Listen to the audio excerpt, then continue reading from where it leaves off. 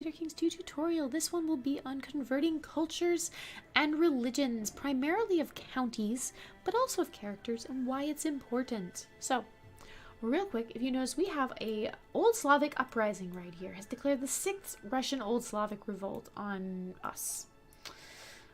This has happened because this county where they popped up right here is not our religion. They are Old Slavic, which is a Slavic heresy. Heresies are much worse to have in your country. Because if we click on the heresy and we click here on revolt risk, you just hover over it and it tells you what the revolt risk is. So it is a heresy, so it's plus 3%. There's also religious unrest, which can pop up when the religion of the county does not match the religion of the Lord. And that's very, very bad. It gives minus taxes, which means less money for you, and it makes them more likely to revolt, which means you've got to send your troops over there to deal with it. If we go and we click on the religion map and we take a look at another county, like this one, Tengri, it has different religion of plus 1%, because Tengri is still another pagan religion, but it's not a heresy of our religion. And right here, we've also got another county, though, that's Catholic. This is a lot of revolt risk. It's plus 2%. It's not as bad as heresy, but it's a different religion group, so it's plus 2% revolt risk. So you really want a county to be your religion. If it's not your religion, it's kind of okay to maybe have the same group. It's still revolt risk, but not too bad.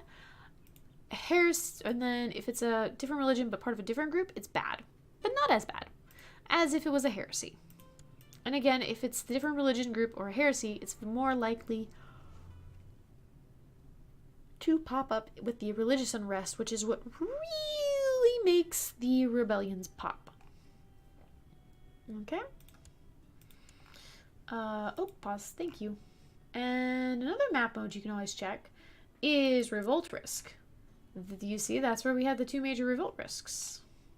But we go look at this one over here. They have peasant unrest, which is an event that can be, it's a modifier that can occur from such like, he is trying to reinforce, he can cause issues, rather events. Steward, if you're, well, we don't have the choice with this, with us because we're tribal, but if you're collecting taxes, it can cause issues.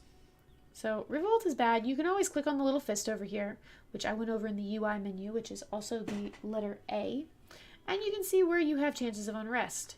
If you really want to stop it, because you're like, I need to go to this war, I can't worry about this county rising up, you can always click your marshal, choose, and they lower revolt risk. Like if I put it here on let 6, it's now gone down to 18%, or peasant.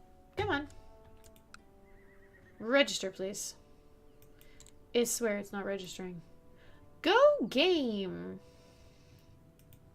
But it does lower revolt risk. Yay? Okay. Thank you, game, for not showing that properly. Alright, so that's why, if you can, you want to make your country the same religion. In terms of your own lands, the only way you can really do that is, one, you take your lovely diviner or religious, whatever your religious person's called, and click on proselytize, which has a chance to convert the county. Not very much with this person because she has like no learning. So you want someone with more learning, it's much better. I also have a chance to be attacked by heathens, which causes the religious unrest. So you really want someone who's good doing it. But you go into this map mode and you see the green and the blue. The blue purple is what's already your religion and the green is not. So you just plop her down in lands that you directly control. In terms of your vassals, the best way to get religious change is to make sure when you're handing out new territory that is the wrong religion and wrong culture, is you hand out each county separately. Handing out each county separately means that they will focus their attention on this county. And if they are a duke or a king vassal, then they can pop their little crown focus and focus all of their attention on that county, which can make an event pop up that you can pay money to change the religion and the culture all in one shebang. if you watch my Portugal game, the middle or the last third or so, we have that event several times and we use that to change to Portuguese culture everywhere. It's a very nice event. It's also helped along by the fact if your county is flourishing. If we also look here at revolt risk, it's flourishing, so it's minus 1.5% revolt risk, which is good because our county is not Russian, at least right here. And so if your counties are doing much better, then they're much less likely to revolt. That's another reason to typically accept the events, the random events and things that pop up that allow your counties to do better. If you can build hospitals, hospitals help with that in terms of making things flourishing. Because if you get your counties flourishing, I apologize for the yawns, it's been a long day. If you get your counties to flourish, and they also get less disease resistance, which means that you're more likely to get a disease that comes through and wipes out all your people, and then you're back to square one. You are back to square one, and it's not good. It's not good. Okay. So that's the importance of changing your culture and your religion. Oh, one more thing about culture though is if we look here, every holding now has tribal holdings and castle holdings have a building that gives you your special troops. Every culture group has a special type of troop, or every culture. And so most of them, they require a certain culture. Like this one, our Durzen training grounds require East Slavic.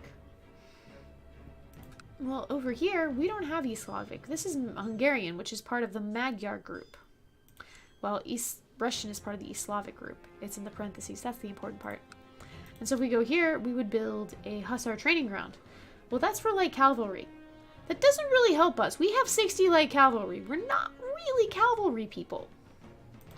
While our Dresser training ground is for heavy infantry, which is, a good sixth of our army, considering like here we have no cav.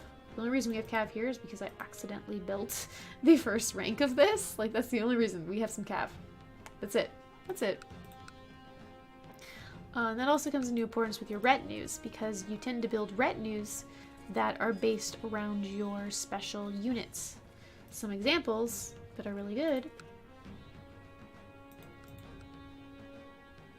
are, you can't see them here, but there's Pictish. If you can ever get Scottish, oh, there we go, Hall of Wars, light infantry, heavy infantry has the culture pick. See, these ones require the specific culture because each of the culture groups have different ones.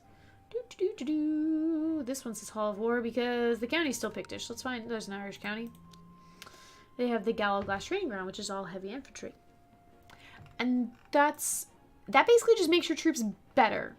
So it makes it more likely that you have 3,000 troops, the enemy has 3,000 troops, you go in, you've got good commanders, you stomp them because your 3,000 troops are just better quality. It makes a difference. Not quite as much difference as, crossing a major river into a battle, but it does make a difference. So that's about changing counties. If you have any additional questions, please leave comments down below. Real quick about your vassals, though, is you really, really, really don't want them to be different religions. I don't believe we have any vassal. Search realm. Ruler, yes. Any culture, any religion. Oh yeah, there we go. We've got some people here. This is our vassal. Why are you Orthodox? I'm not sure. I believe you're heir. Nope. I didn't even realize we had an Orthodox vassal. Well, we'll have to deal with that. She's actually still there. This is not the regular save. This is off on a sideline. And you see, she is iconoclast. We have her over here. We get a -5 because she's a foreigner. She's Ilmenian, which is not a big difference. Having a different culture is not that bad. Okay, I don't see the religious one. Heretic. What? Why does no one say heretic? You. There we go. He thinks we're a heretic because he's the old Slavic religion. He's under someone else, so that's this man's problem, not ours. That's one way to bury them if you can't. to get rid of them. If another way is to have religious revoke titles, because if we go to someone that's not like her and we go to revoke title, she's going to say yes. Our council hates it because they hate us. But only iconoclast vassals will object. So this is a good way to clear up your realm. If you want to watch how that occurs, I suggest the Portugal series.